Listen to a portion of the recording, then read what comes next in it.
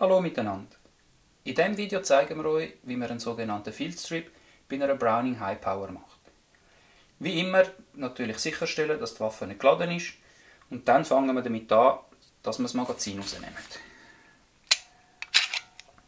Als nächstes bewegen wir den Schlitten nach hinten bewegen, um den Hammer zu spannen.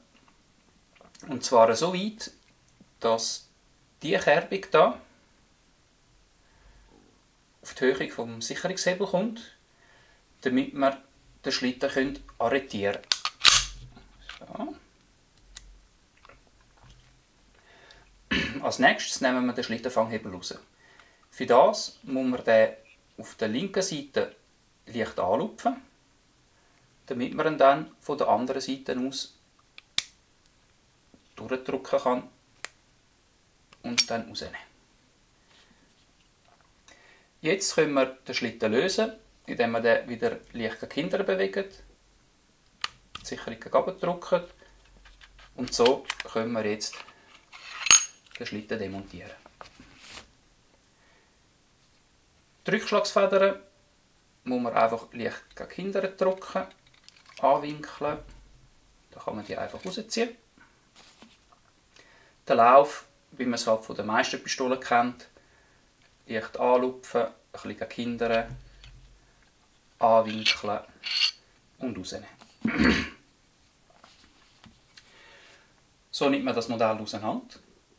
Um es wieder zusammenzusetzen, fangen wir damit an, indem wir den Lauf angewinkelt einfädeln, gegen setzen, hinterher schieben, bis er in Position einrastet.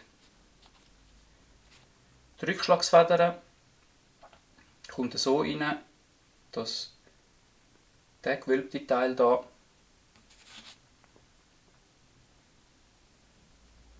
hier so da reinkommt. Also sprich, wir fädeln die Federn zuerst ein, ja. Schieben das gegen hinten und schauen, dass das in Position einrastet wird. Als nächstes können wir den Schlitten hier bei den Schlittenführungen einfädeln. So.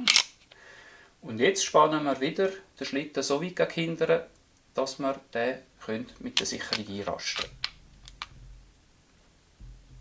So. Dann können wir auch bereits den Schlittenfanghebel wieder rein tun. Da wieder daran denken, man muss ihn leicht gegen oben heben, dass er reingeht. Und jetzt können wir wieder den Schlitten lösen. Und jetzt zum Schluss einfach, da das Modell eine Magazinsicherung hat, muss man das Magazin rein tun, damit man den Hammer entspannen kann. Sprich, wir machen nochmal kurz eine Kontrolle, dass die Waffe leer ist. Das Magazin hat auch keine Schüsse drin. Magazin drin und Hammer entspannen. Und so setzt man sie wieder zusammen. Vielen Dank fürs Schauen und bis zum nächsten Mal.